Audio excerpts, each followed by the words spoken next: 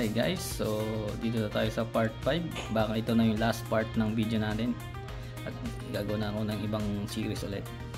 So nung nakarang video is in-update natin ito ng macOS Sierra, ay ng High Sierra, naka macOS High Sierra na siya. So ngayon video na to, tapos na natin gawin tong USB, ayun, install macOS Kia. So naka-start to.